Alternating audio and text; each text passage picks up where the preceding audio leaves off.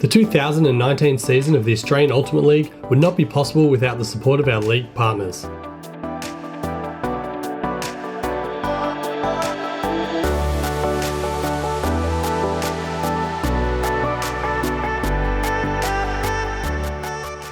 Today's match is brought to you by the following team sponsors.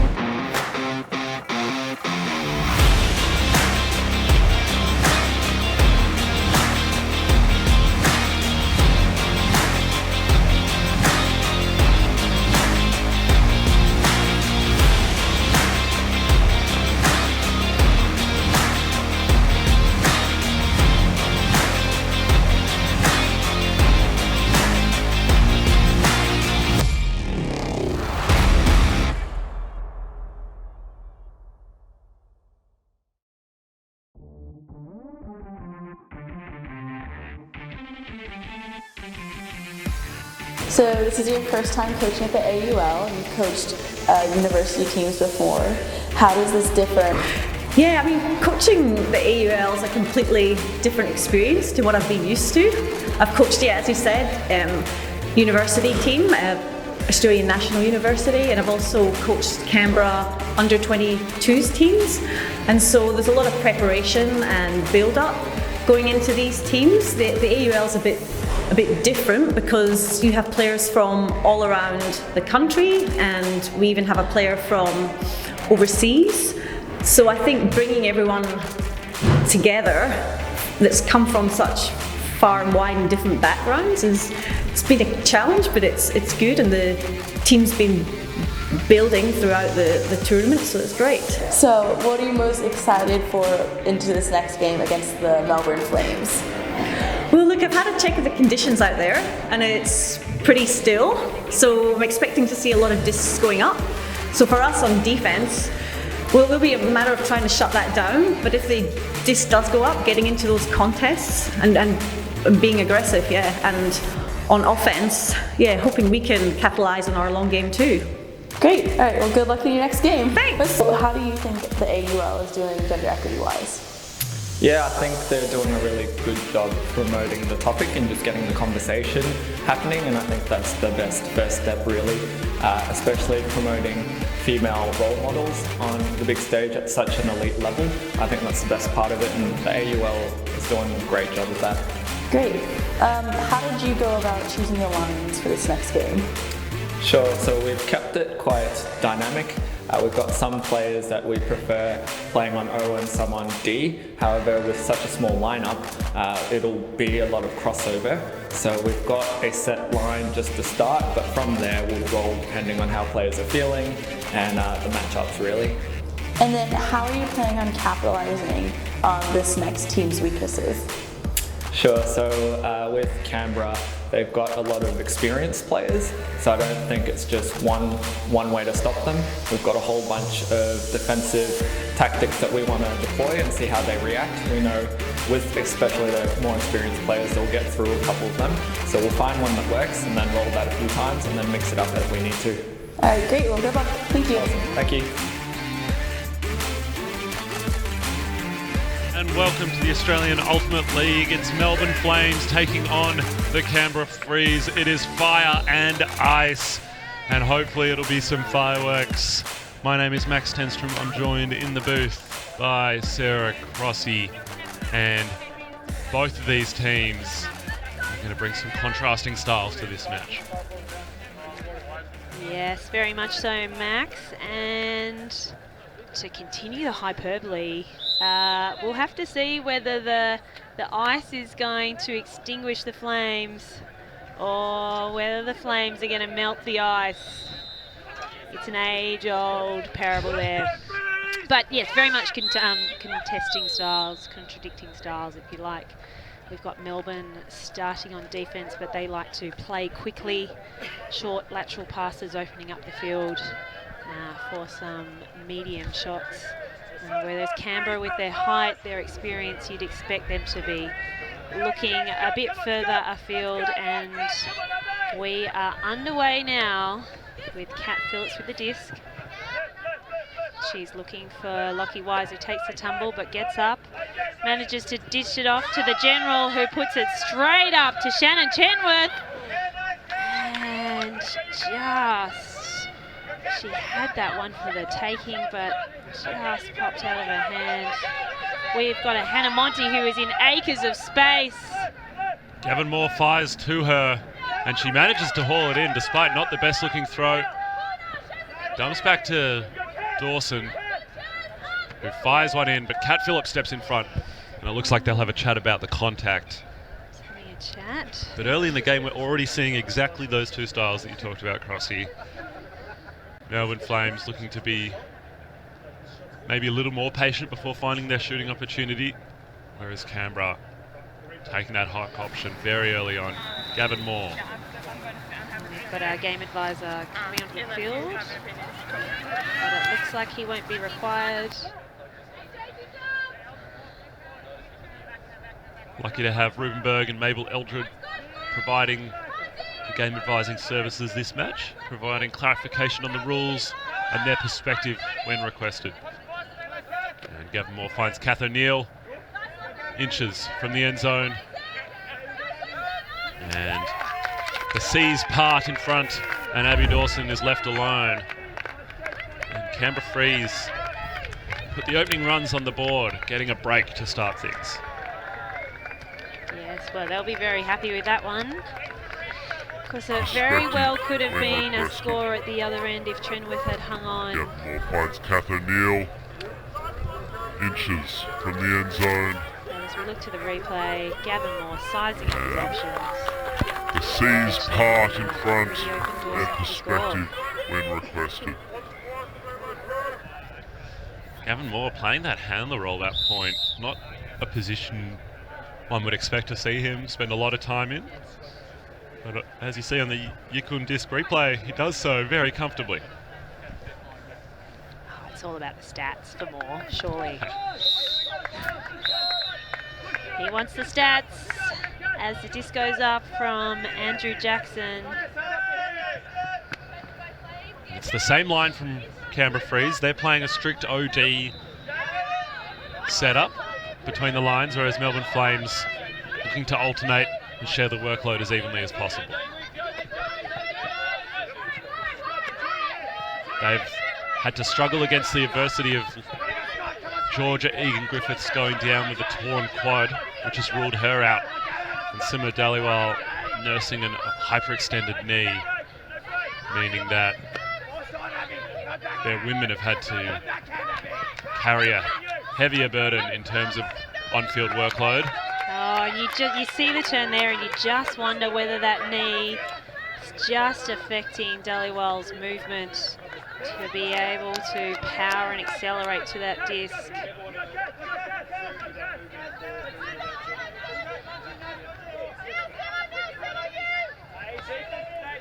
Dawson finds a disc on the far sideline. She shoots for Scott Perry, bounces off his chest. It was a blade, but you think Perry should have been able to hang on to that one. And Melbourne will again begin marching up the field.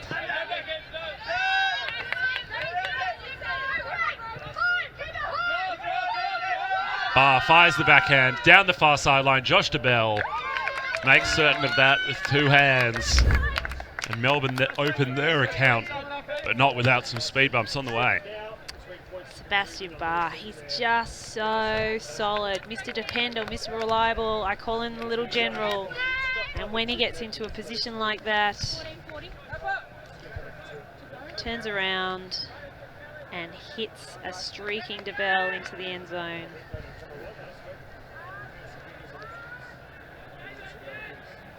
Simma Dhaliwal showing the potency of left-handers, just how difficult Oh, they're annoying, aren't they? they are to slow down. Mark's just so used to being set in a position relative to a right-handed thrower. that a lefty often finds it much more accessible to get a throw out onto the break side.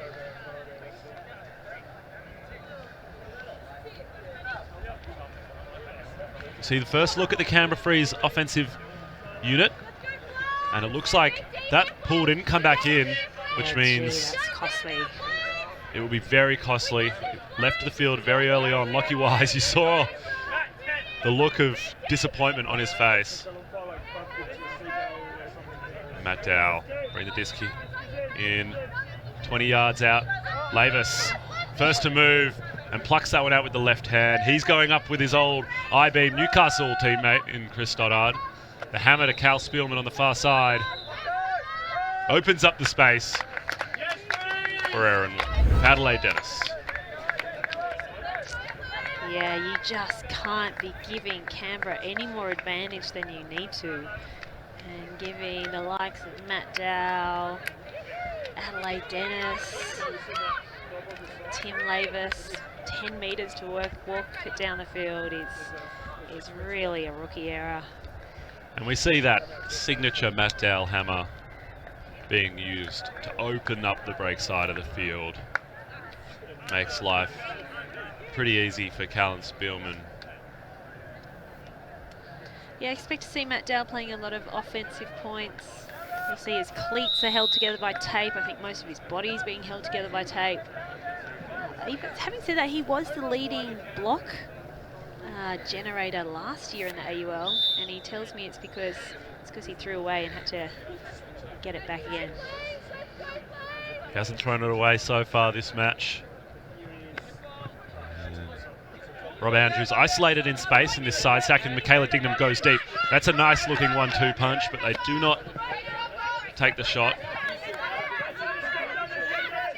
Phillips, things start to break down. She goes fat side with the forehand to Seb Barr. That's an aggressive shot, and Seb Barr too aggressive with that backhand. I called him solid and dependable 2 points ago. He'd love to have that one back in his hands. Great vision from Kat Phillips to hit Barr on the far sideline. But it's all to do for Melbourne.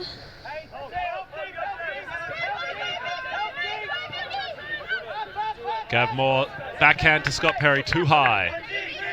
And even he can't elevate for it. Phillips looks to strike quickly, moving the disc into the center of the field, into the hands of Andrews. Barr marked by Moore. Yeah, spending a lot of time downfield, Sebastian Barr. And Kat Phillips hits her ellipsis teammate, Michaela Dignam, for the score. Gee, that's a good matchup. Dignam and Monty, there's speed, a go-go in there. And on that occasion, Dignam comes out on top and puts her team at 2s with the Canberra Freeze. There really are a few faster women than Hannah Monty and Michaela Dignam going around. Yeah, Monty just giving her that open side and having a few too many meters to make it up to get the D. And Michaela Dignam taking full advantage of that. And Kat Phillips has absolutely no hesitation. She's a casual catcher, Dignam. Look at that, just one hand out, just in training. And it's that casualness that is born from familiarity and comfort with that connection to Ellipsis teammates. Played a lot together, as well as on all sorts of representative outfits, Firetails and Crocs among them. Very used to Matt joining up on either end of a throw. As Matt Dow finds Aaron Wallace, who centers to Spielman. And back to Dow. Looking for Rachel Turton, to throw a little behind of the target.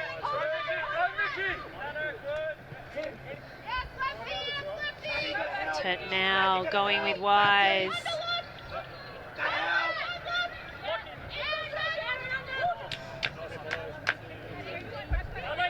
A wayward pass from Michaela Dignam.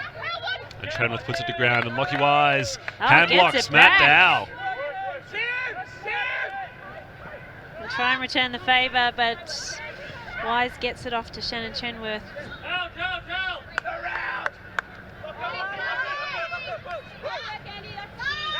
He's going to put up the hammer. Trenwith with a lot to do. Oh, she just can't bring it in. I'm not sure that was fading away from her. That's extremely difficult to catch. The frustration all over her face. Rachel Turton, nice one-handed grab. Catch. Has Callan Spielman. That's a nice passage of offense up this near side. The Flames caught flat-footed after that last turnover. Yeah, beautiful take there by Rachel Turton. She's a bit of a wild card coming into this AUL. I mean, if you discount the New Zealanders, she's really our only international in the league. Brett Matsuka playing for the Brisbane Breakers, or do we claim him as an Aussie? We claim him. Well, of course we claim him. But Turton, yeah, the ink on her passport is barely dry. I think she's here for a total of 4 days. It's ridiculous. It's ridiculous, but we love it. So impressive as well that she's able to, as you say, step off the plane and almost directly onto the field and perform at this level. Yeah, look at that composure. Just takes the disc, sees Spielman, and pops it up. I was having a chat to her about how she's fitting in to obviously a whole team that she's never met before. And she was saying they play similar systems back with her UK-based mixed team Smog, but they play those systems in very different ways. But she's clearly feeling comfortable. Seb Barr also feeling comfortable. That is a spectacular throw. Finished with a superb catch. And Melbourne Flames respond in style. Gee, that is how Melbourne want to run their offense. That's pretty much textbook Melbourne offense right there. Players coming back, dishing it off, keeping that lateral movement from side to side, and then having a streaking dingum with the disc coming from Barr. They'll be very happy with that. And they'll be hoping they can replicate that flow and that connection quite a few more times in the match to come. And just brilliant edge control from Seb Barr. I mean, I know we've sung his praises before and it won't be the last time we do it, but so much finesse and subtle control on those throws, allowing it to double helix into his player's path.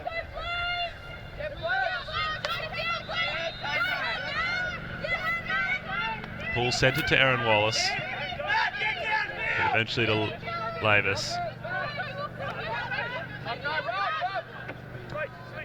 And Turton doesn't have a lot downfield opening up for her. Inside forehand finds Dow. Marked by Mangan to Spielman. And Turton, that one literally bouncing out of the hands.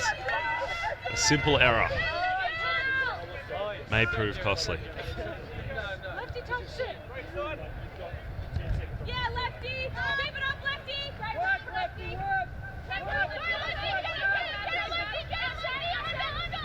Oh, another just miscommunication there. Gives Canberra back the disc. We're getting to the end of this set, and these kind of turns can determine who ends up with the championship point. It's Turton in a bit of trouble. She's going to press the eject button to Lavis, who hits Wallace. And she sees Adelaide Dennis and just beautifully. And Adelaide Dennis puts it down. Ice cold. Gosh. The hands of these Canberra Freeze players are ice cold right now. Rachel Turton puts one down, and Adelaide Dennis. Wow, that's it. That's a complete gift. Makes a meal out of that peach. It was a nice vision, nice throw from Erin Dow. Wallace, whatever she's called.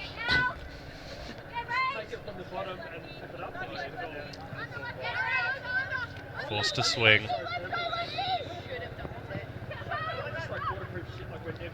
Wise with the disc. Trenwith off the back of the stack in space. Dennis sagging under. Almost tempting it. Rachel Turton leaves her feet. Huge bid. Oh my gosh. Hannah what a Mangan bid. calls injury. Takes a big hit. Is she going to call anything else? Look at this play. Makes up the deficit. Doesn't actually get a touch on the disc. Neither of them do. Rachel Turton. She comes from a country divided by Brexit, but they can unite behind her. Oh. What? We just got a glimpse, I think, of what she's capable of. And geez, isn't it spectacular? It looks like there won't be a call, just some contact on the back of that very spectacular play from Turton. And another great opportunity for the Freeze offensive line. Well, Wallace, pardon me. She didn't get her assist score to Adelaide Dennis the first time, but she wanted it back again. They're factory teammates down in Canberra. They know each other's play. And Dennis taking Dingham in her trail for a score in that what's become Dingham corner. And Dennis says, I can do it too. It's been a couple of years since they pulled on the factory uniforms together. Recent years, Dennis playing for Ellipsis after moving to Melbourne. Wallace taking a little bit of time off. Coming back as a Div 2 champion this year with the factory fire team. And now as we have just under 2.5 minutes remaining, Canberra trading up at 4-3. This one looks like it could go the distance.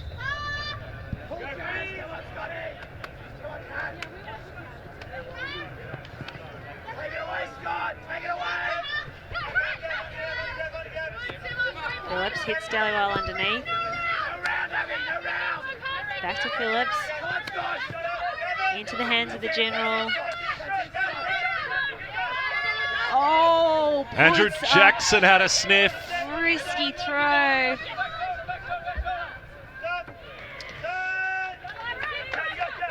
Again off the hands of Dallywell. Hammer from Gavin Moore. Doing his best Matt Dowell impression. Oh my goodness. Wow. He's an actuary, so he's very familiar with risk and reward. He crunched the numbers, but his premiums are going up on the back of that one. Not known for his hammers, I don't think, Gav Moore. And Monty, just look at that. Going stride for stride with DeBell, but what a catch from DeBell. Wow, it's an exciting point. And Melbourne come up to take it to 4-all. And with under a minute remaining, almost certainly this will be the last point. Well, Andy C just rocketing a forehand. And DeBell doing the rest. I think he was brought in early before the start of the league with an injury to Cavaliotis. And you can see why they like him here in Melbourne. I think he technically came in to replace Tullett, and it was Stoddard that replaced Cavaliotis. Oh, gee, it's hard to keep up, isn't it? But it is two late additions to this roster, and they've really fitted well and provided a lot, both offensively and defensively, for Melbourne. Wallace in the centre of the field. And as time cap goes, Rachel Turton fires a huge backhand. Tim Lavis leaves his feet, holds on. Lavis! To the rock. To Lavis! Oh, she's shown she can do it on the defensive side. She's showing she can do it on the offense as well. And we will need confirmation from the official timekeepers on when time cap went. And it looks like it did go during that point, as we thought. And that set is all locked up at 5-4 to Canberra. Look at this. You can just replay. Just fires it. And Tim Lavis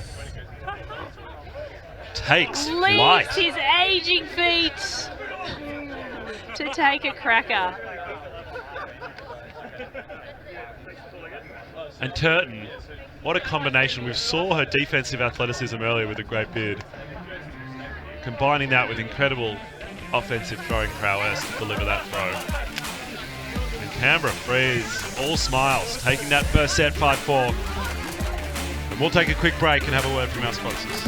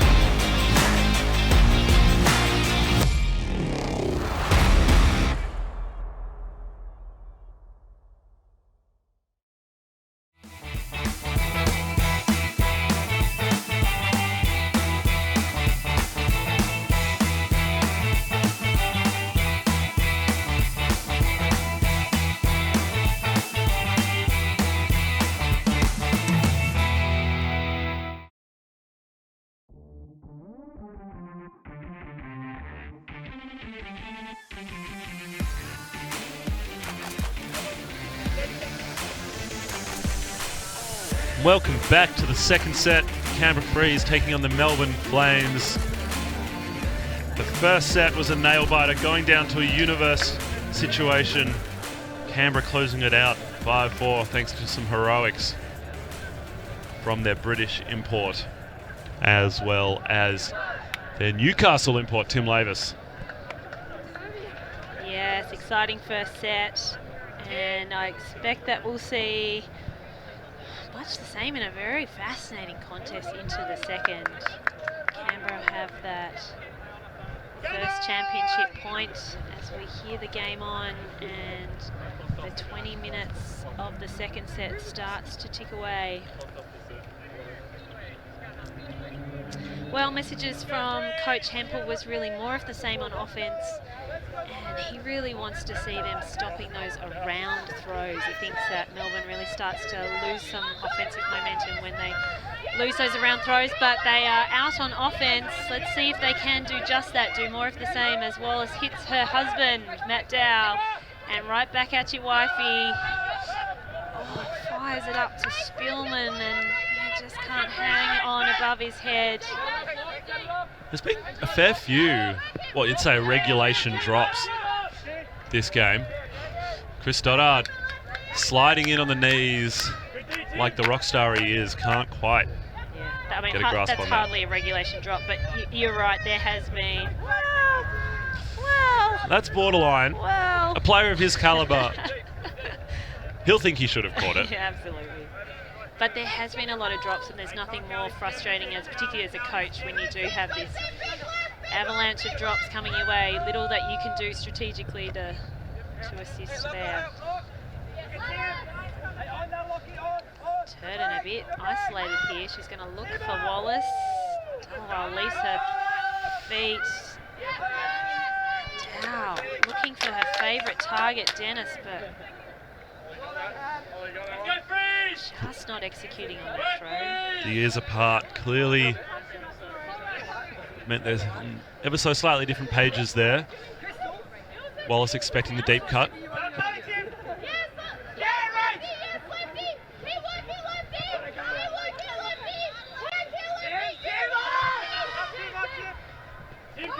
And Dhaliwal gets open in the end zone. Wallace will have to mark up on Stoddard. And here's to see if they can transition that matchup. Dhaliwal puts her hands up in the air. She's by herself in that back corner, Dingham corner, and she takes the goal. She had it down as one of her ultimate goals is to be thrown a goal by Seb Barr. Well, it wasn't from Seb Barr, but she certainly caught the goal.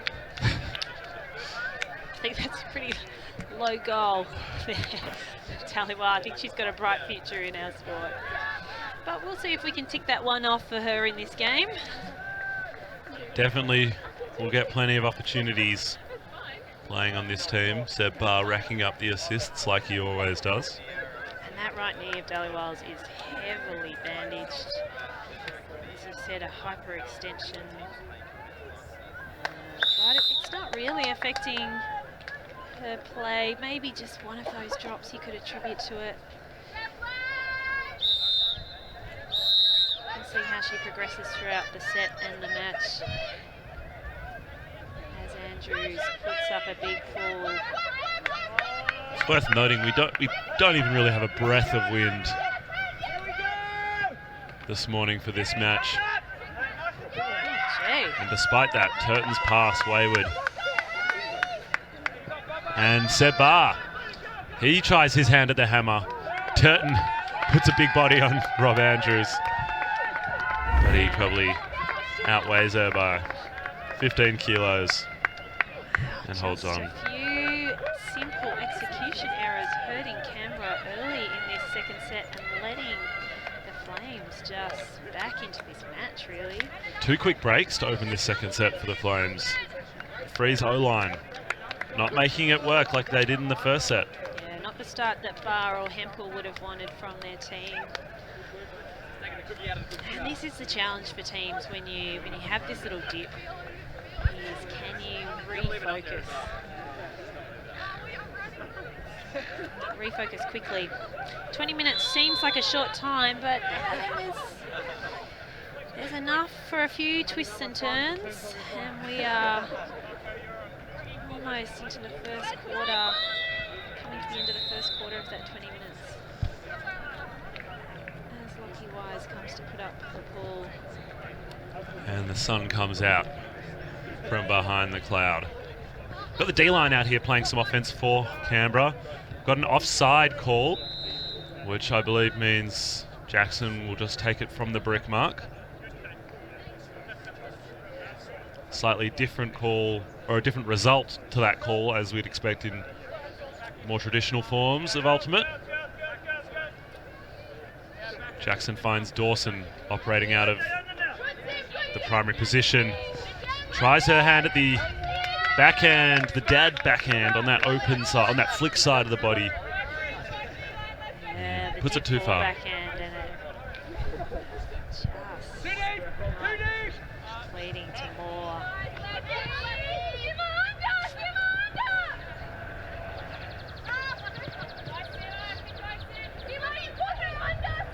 Wise with the lefty backhand, and Dawson! Dawson! You saw her sniffing that from a mile away. Monty goes deep. Moore sizes his options, takes Jackson through the centre, and Abby Dawson bookends. Wow. Gets rewarded. She needed to pull that out after that throw away to Moore. Canberra did not want to go down 3-0 with the level of play that they're playing at the moment, but she, as great players do, she steps it up defensively, gets a big layout block, and then takes care of business with some more fantasy points, and more importantly, a point for her team. It's a lovely pass from Andrew Jackson in the end. Monty was behind to clean up any scraps. Now let's just keep our eye on Kath O'Neill this point on defence. They're letting her lag a little bit behind the play as a bit of extra defensive insurance. It'll be interesting to see that if that was only when Dhaliwal is on the field, or whether that is going to be a set strategic play for them. The Flames have been playing a lot of switchy defence. We'll see, as you say, if Freeze are taking a leaf out of their book. So far, at least, looks pretty honest. You can see O'Neill there, Trenworth, who she's marking, just getting an easy undercut, and O'Neill trying to help out with some poachers. And cannot be punished. Oh, gee, Moore just too quick. Coach Hempel falls to the ground in disbelief as they turn it back over straight away.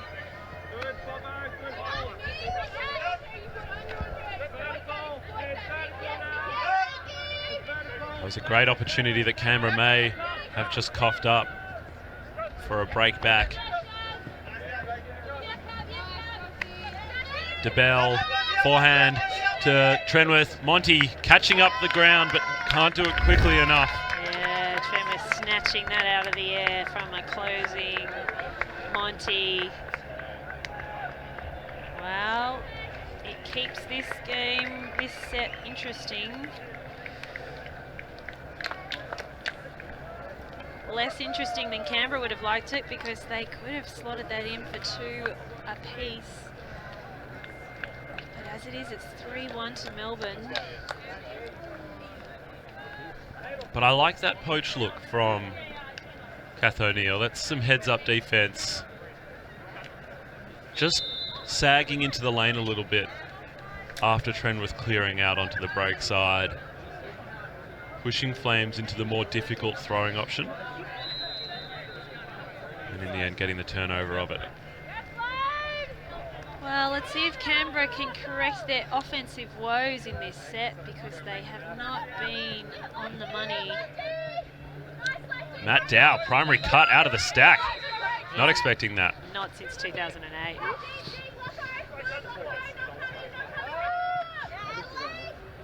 Dennis finds Turton. She shapes for the big but finds Dow. Dow hammers to Erin Wallace, who holds on. Oh, it's poetic. Down to Wallace. The Maddie Dow hammer of law comes out and his wife does the rest with some closing pressure.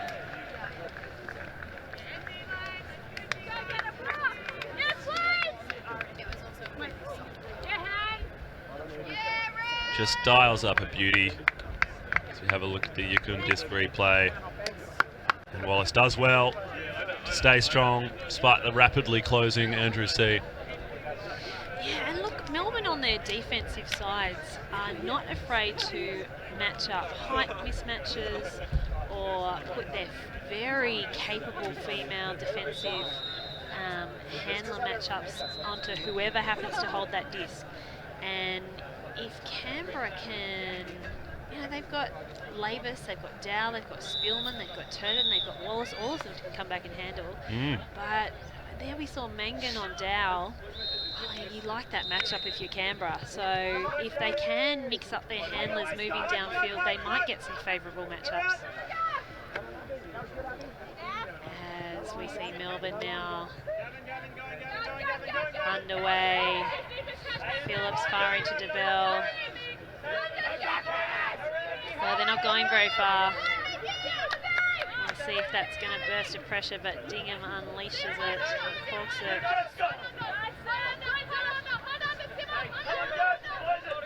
Play slows down as Freeze does a great job of taking away the immediate upfield options. Flames forced to go backwards, as they do again as they find DeBell on the near sideline.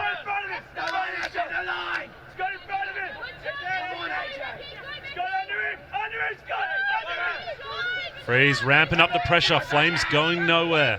Disc moving sideways. Now they find some space to dig them through the centre. Andrews marked by Moore.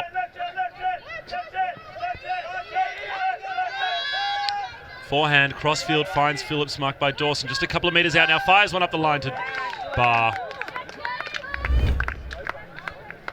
That's a great display of both defensive grind but also offensive composure from the Melbourne Flames.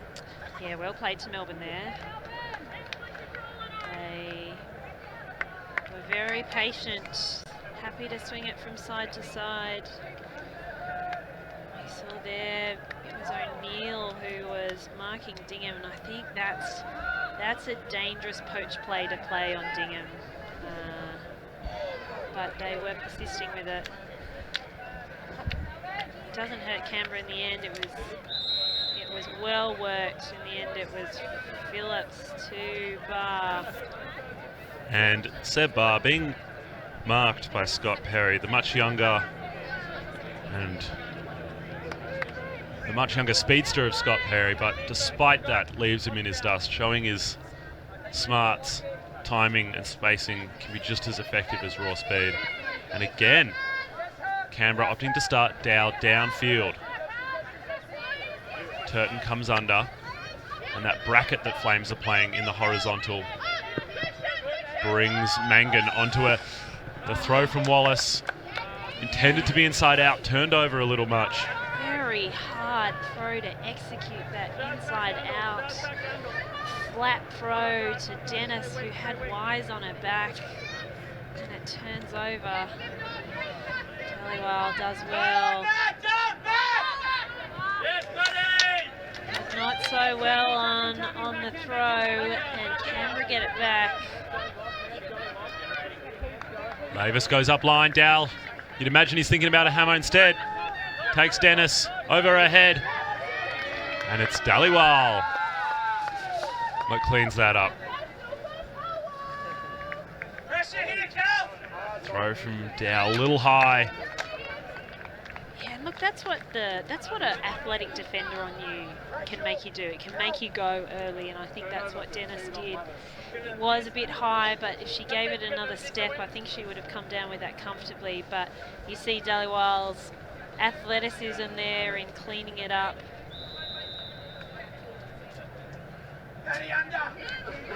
Got Wise in front of the disc.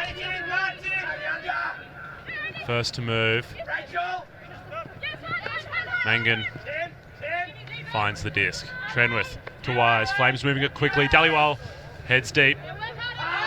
Marked closely by Dennis, but it's Mangan that gets free. She's been doing a lot of work.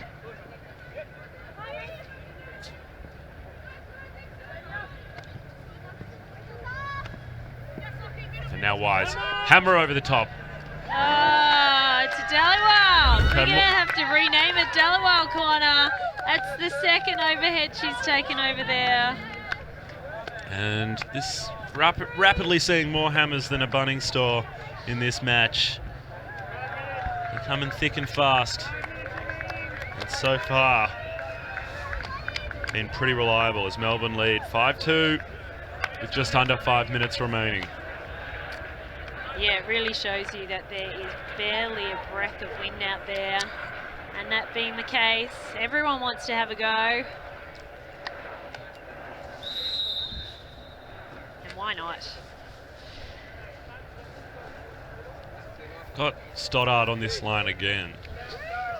And I'm just really impressed with how he's integrated into a team of pure Melbourners. Everyone else on this Flames lineup are Melbourne locals. He's made the trip down from Newcastle and has just assimilated into their structures incredibly well. I was chatting to him earlier and he was saying that while he hasn't really played with anyone else on this team before, he knows them very well. He's watched them for many years. Just and right there, miscue throw straight to the man himself. Wallace has had a couple of pretty unforced errors this match.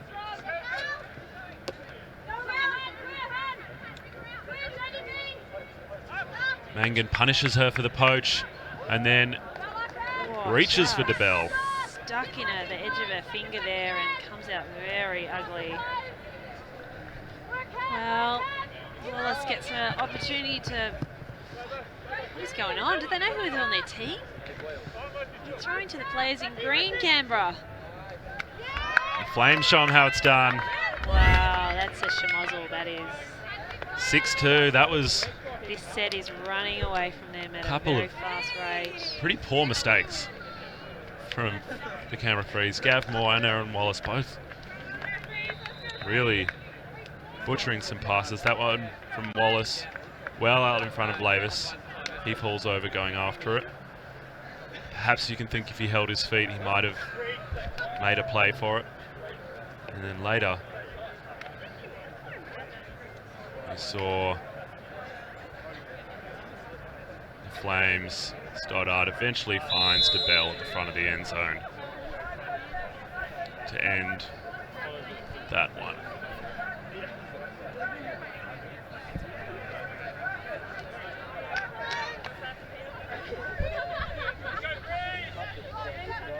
So with 2.5 minutes to play, Freeze have a big deficit to make up. They'll have to play pretty aggressive, score some quick ones if they want to make this work. Monty with the disc, the D-line on the field. Monty fires, speaking of aggressive, looking for Jackson. It's not the right throw. He was marked by Barr.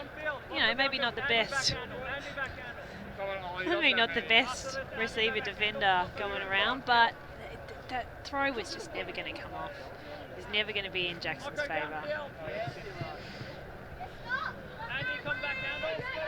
It wasn't well executed, but I'd almost argue, Crossy, that in the context of this set, down 4 with 2 minutes to play, you have to play that hyper-aggressive style because you don't have time to play slow. As Wise finds Barr. Barr on Dow. Maybe not the fastest chase down we'll see all day, but it's effective. And it's 7-2, Melbourne pretty much have this second set in the books. Yeah, look, I don't disagree with you, Max, on the intent of Canberra that they needed to score. They need to score quickly, but I just think you've got to pick your players taking those shots, and I'm not sure that Hannah Monty is the person that you want putting that shot up.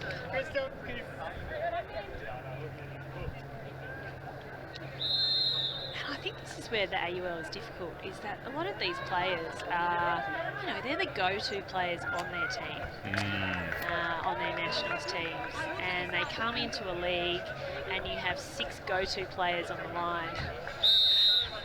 A whole lot of ego sometimes, a whole lot of... Who's the go-to of the 6? And that's a challenge for the coaches, really. In a pretty short amount of time, they need to establish a system or a structure that allows all those players to shine and play to their strengths and perform effectively. Gavin Moore wide open on this near side. Lavis instead will play down the far side to Dennis, and it's Rob Andrews that picks that one off. Red Rob Andrews for a big block. There's 5 seconds to go, and Matt Dow gets another one. As we run out of time, we've got 1 throw left. Gavin Moore, it had to be the hammer. But, Spielman almost held it. Andrews will take the credit. But either way, it's 7-2 in the second. A vastly different story to the first set. And we're 1 set apiece in the Canberra Freeze taking on the Melbourne Flames. Don't go anywhere as we take a quick break.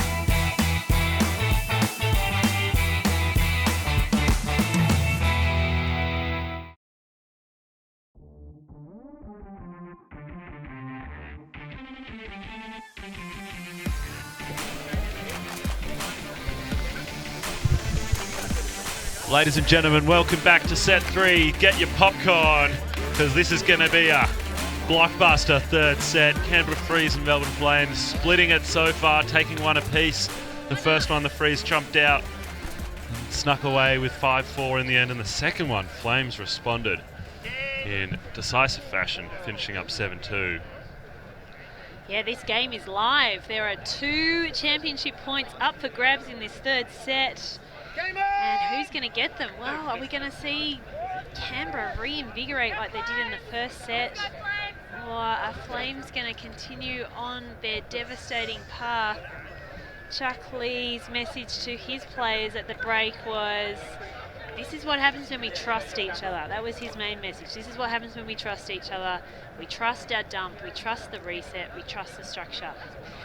Can they keep trusting each other? Is this eternal flame going to keep on burning for them through the third set? We'll have to wait and see. Burning pretty brightly in the second. Maintaining momentum from one set to another is another one of the real challenges of this new format. And it's not a challenge that these players have had a chance to confront a lot and get used to. Well, Melbourne's starting with a side stack there. Scott Perry elevates but can't come down.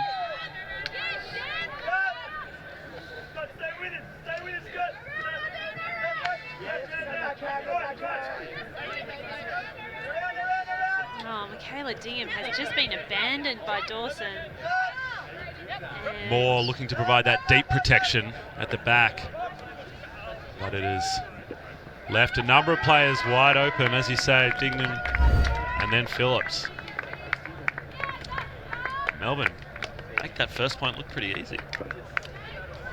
wow, if you're not going to mark up, I think you don't have a defensive player marked up against you. Offense is pretty easy, and I think they were doing some really nice strategic coaching, as we were talking about, with one player, and that playing being mainly Kath O'Neill in that first and second set, but I think that was a little bit too lax from Canberra. I think they need to tighten up here rather than loosen off. Yeah, a different look defensively, having Gav Moore patrol the deep space. Obviously a great deep defender, but Flames smart enough to punish that, take a player left and right, split his attention, and take the meters when they're available. Freeze on offense now. Dowell back behind the disc and another offsides, which means a brick. And no check is required as Dowell trundles up to the cross. Wallace fakes the inside forehand. Not a lot opening up downfield, but finds Spielman. Breaks to Dennis. Oh, Dennis. Who just touches it into Phillips's hands. She's just been asked to do a bit too much by her handlers in this second and third set. Another error past her means that Melbourne are running away at a great pace to their end zone as Stoddard puts it up to Dhaliwal. She's back in her corner. She's got another goal. That's a hat trick for the match. And she's a bit happy about it. Why wouldn't you be? She's been deadly in that corner, as you say, racking up the stats. And Melbourne jumping out to a strong start, getting a break early in the third set to lead 2-0. Yeah, look, they've picked up where they left off in that second set, Melbourne. The trust is there. The messaging of their coaches is ringing in their ears, and they'd like to keep it this way. The question is, what can Canberra do? They've got, I mean, on paper, their names that they've got. Look at that lineup. Any team around the world would love that lineup going out for them, but it's just not clicking.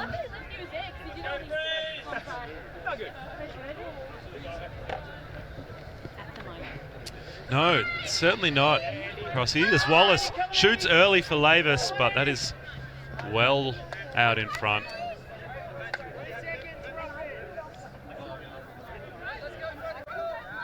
The Huck game for Freeze has been inconsistent at best, I think.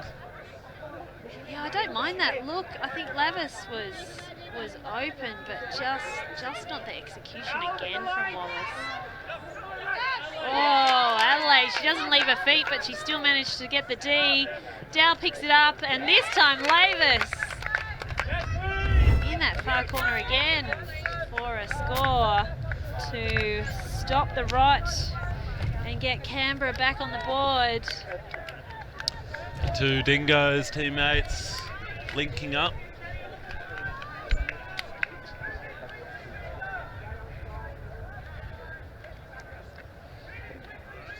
Yeah, I think it's really mental for Canberra here. I mean, they've got the calibre of players, but you could see through that second set they were frustrated with these simple, unforced errors. And it's really that challenge of switching channel in your head and pulling yourself into a right mindset when it's all on the line.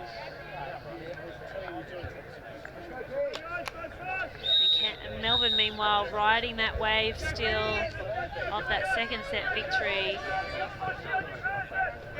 They'll want to reassert their dominance of this third set with a nice offensive point here as Chris Stoddard cuts back under on Andrew Jackson.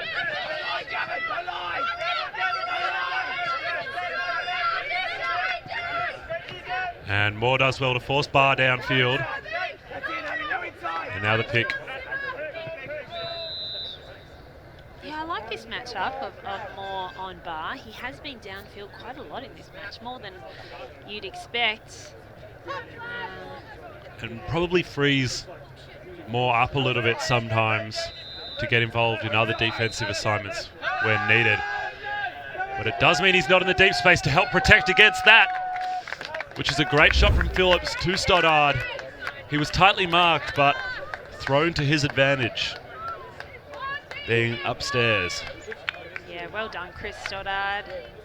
He worked hard that point and he gets the reward. Andrew Jackson was on his shoulder every step of the way, but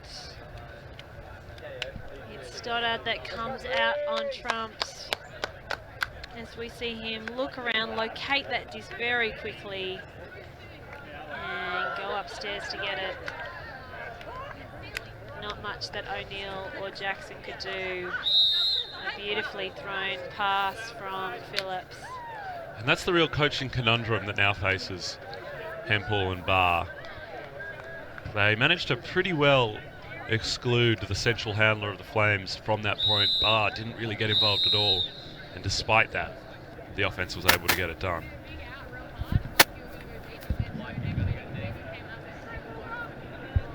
Speaking of central handlers, Dow finds Wallace.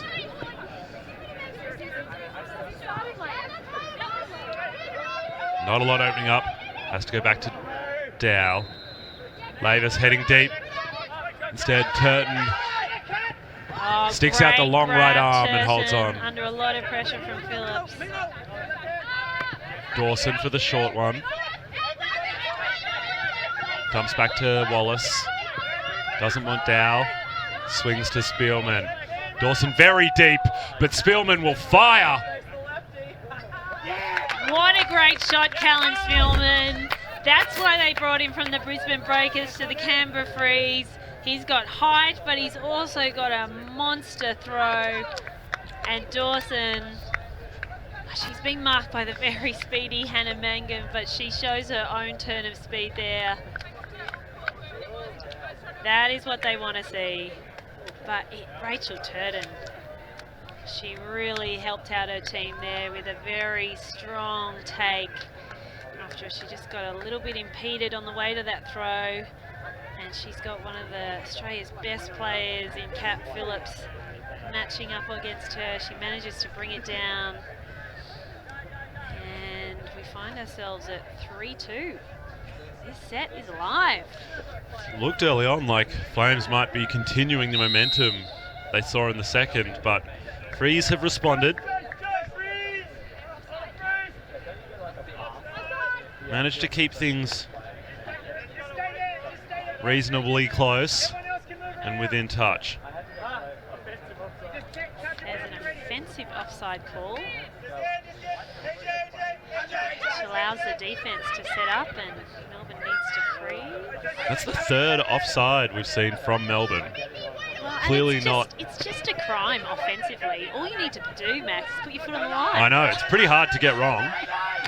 Oh, Andrew Jackson tries to come in for the sniff. And Crossfield Phillips, flick.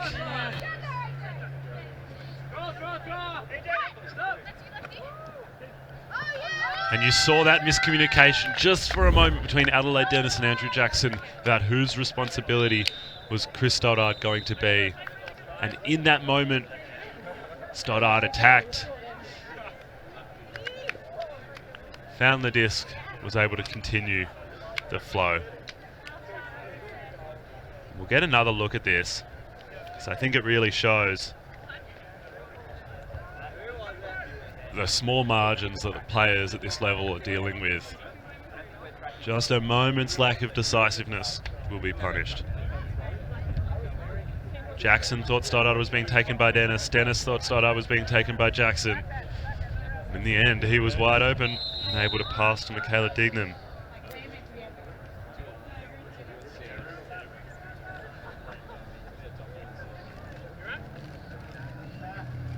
It's now 4-2. And we have just under 10 minutes remaining. Dallin Wallace continuing to anchor this offensive line. And Dawson, heaps of space deep. Spielman, that is a beauty of a throw. A stupendous bid, but not enough. Gosh, Abby Dawson.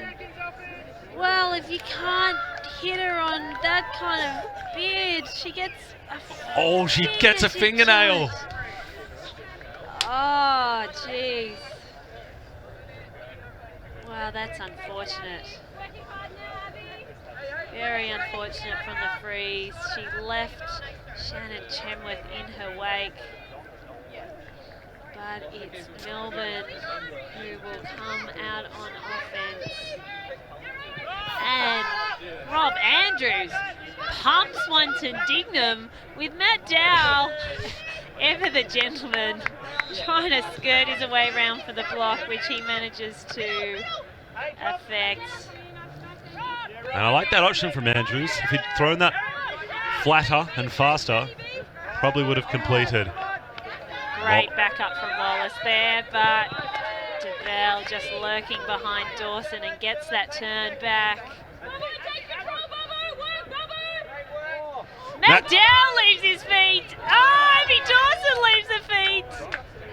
Oh, she might have an injury there. But she shrugs off the pain, clutching at a wrist or an arm perhaps at first. But her teammates from the sideline shouting for her to take the injury sub. She waves them away. She heads deep. Instead, the big swing to Lavis. He'll find Dawson now coming back under for the continuation. Turton's going long. Dawson will provide the throw. And Turton will make the catch. Down on her haunches, but I might have given her a bit of flack for her throws, but in this game, but that was a beauty to Turton.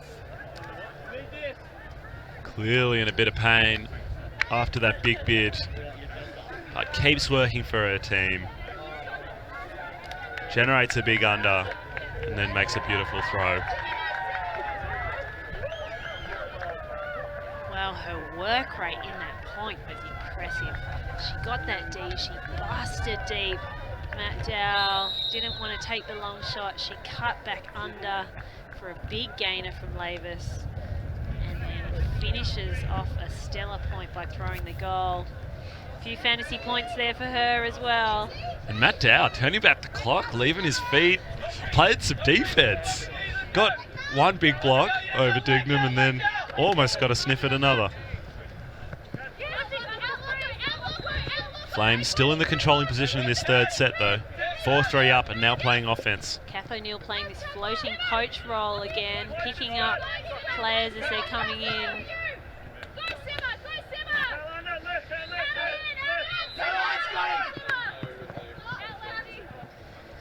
Monty on bar. I wonder who's got the speed. Monty puts it on and she gets the D! Oh, Hannah Monty. Well done. She is just so quick. That's, I can see the Freeze coaches happy with that matchup decision they made. The cross-gender matchup reaping its rewards.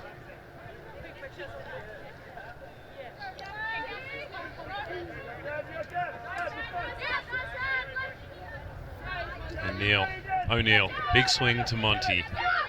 Dennis heads deep. Monty unleashes. There's about 3 red shirts and not a lot of green, but it's Chris Lefty Stoddard that pulls that hanger down. Phillips, marked by Moore, finds Mangan. Wise. Hammer over the top to Stoddard. Cal Spielman! Ooh, if anyone was going to get there, it would have been him. Oh, Chris Stoddard with the elbow spike.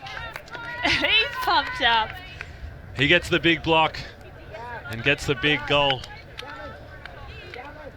Oh, look, Canberra have suffered from execution errors, but I think on that point, that was not a good option from Hannah Monty to punt that deep to a bevy of players for a pat grab that Stoddard comes down with.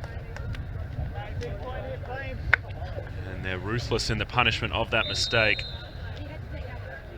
Wise, Hammer, Moore and Spielman nearby, but not close enough, and celebrates emphatically. I love a good celebration. There hasn't been enough in the AUL so far. It's been a bit lacking, hasn't it? As I'm concerned. But Chris Stoddard, he's fired up. He's fired up, and why not? 5-3.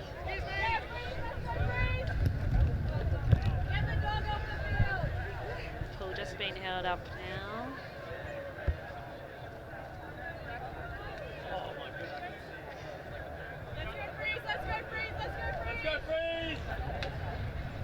Melbourne do a better job of staying onside for this pull.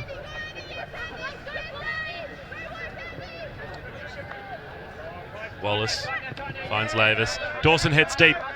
Lavis shapes for it and doesn't take the shot. She had plenty of separation. I'm surprised by that decision. Finds Turton. To Dawson. Rips it out of the hands of Hannah Mangan. And play will continue.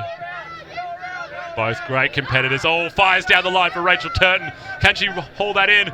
Great grab! What a bid! What a hold! Oh, the question remains, calling her out. Where did her toes feature in that great attempt? Replay.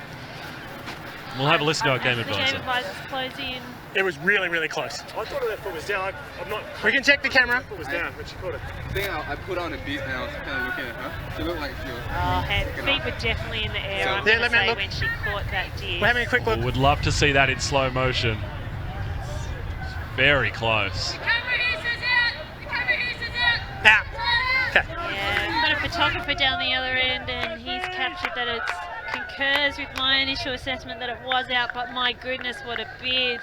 It was a beautifully weighted throw from Dawson, but just a little bit too much on it. And if anyone didn't know the name Rachel Turton, write it down. And if you don't need to, it's probably because it's burnt into your brain after that play and some of the ones we've seen earlier in this match. European Canberra. Young Player of the Year for a reason. Dawson picks up. Oh, it's this time. Dawson comes up with another score assist to Gavin Moore, leaving his feet.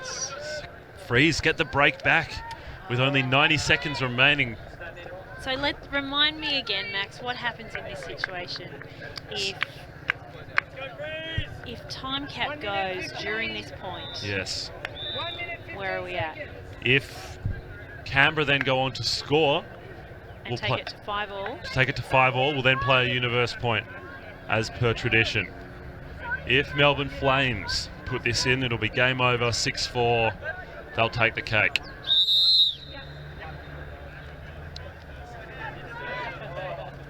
So Melbourne will be in no hurry, I think, to score this quickly. But score it they will want to do. Phillips with disc in hand. Hits a streaming Stoddard, who just whips that up to Lockie Wise. Can he get there? No, he can't. Out in front, they've left the door open. They have. For Canberra to come down and make this a real contest as Kath O'Neill jogs the disc up to the front of the end zone. Now there is 20 seconds remaining, but there's no rush from the Canberra Freeze perspective here. scoring before or after time cap has effectively the same result. Lavis has Spielman going deep. He fires. It's flat and it's fast. Very similar, actually, to the mistake that Stoddard just made. Not the throw that he wanted there, Lavis. Time cap has gone. Yeah, so Canberra need to score to keep their hopes of taking the 2 championship points on offer alive. Lockie Wise punts it deep to Michaela Dinger. Abby Dawson. She's just jumped that in. And that's the goal. And that's the game. Wow. What a great throw from Lockie Wise. And what an incredible way to finish for the Melbourne Flames. They get the win. They drop a set on the way, but they won't mind that at all. In doing so, chalk themselves up. Pretty unlikely outcome considering with how the first set went. Freeze closed that one out. Pretty clinical fashion, trading it out to the end. The second set, the Flames ran away with it. And then in the third, That beautiful throw on the nail button. replay, end zone to end zone. Lovely forehand. In case you weren't sure, Michaela Dinger signals the score as well. And that is game, set, and match. Melbourne Flames. And that's all she wrote on this one as the players circle up their spirit circle. Thank you very much for joining us. I've been Max Tenstrom and I've been joined by Sarah Crossy. We'll see you next time.